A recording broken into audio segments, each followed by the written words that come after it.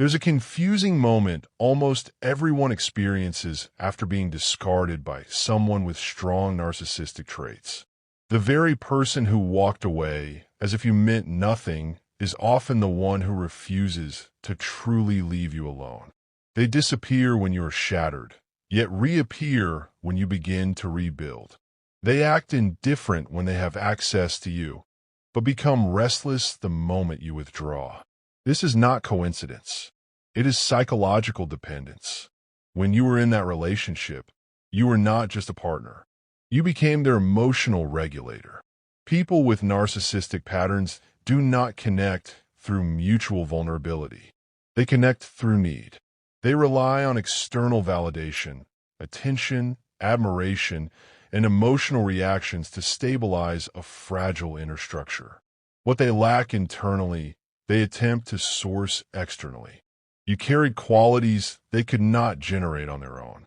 Calm, empathy, reassurance, stability. When they felt insecure, you soothed. When they felt threatened, you explained. When they projected blame, you tried to fix. Over time, you became the mirror that reflected back an image they wanted to believe about themselves. When a discard happens, it often looks final, but internally, it rarely is. The discard is not emotional closure. It is control. As long as they believe they can return at any time, the illusion of power remains intact. In their mind, the relationship ends only when they decide it ends. That is why your silence disrupts everything. When you stop reacting, stop explaining, stop defending, and stop reaching out, you interrupt what psychology calls the stimulus response loop. Their sense of significance was tied to your reactions. Anger, tears, love, confusion, all of it confirmed their influence. When there is no response, there is no reflection. And without reflection, their constructed identity feels unstable.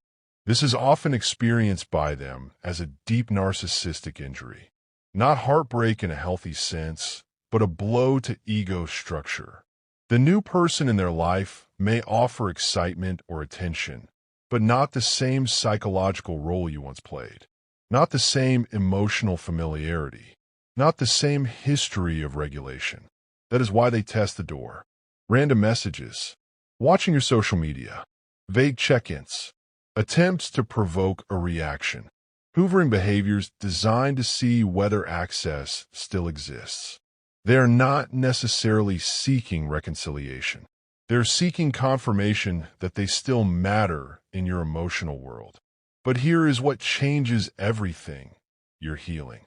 When you begin to detach, set boundaries, and truly move forward, the power dynamic shifts. The version of you that once reacted on cue is gone. The version that doubted themselves is gone. The version that tried endlessly to prove worth is gone.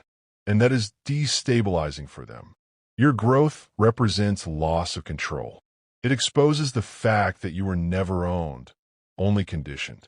When you reclaim your calm and no longer engage, you force them to sit with emotions they used to displace onto you.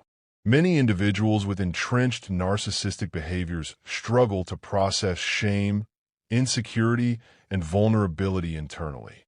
Without someone absorbing those emotions, discomfort rises. The truth is simple and empowering. They cannot leave you alone because your silence represents something they cannot command. Your healing represents something they cannot manipulate.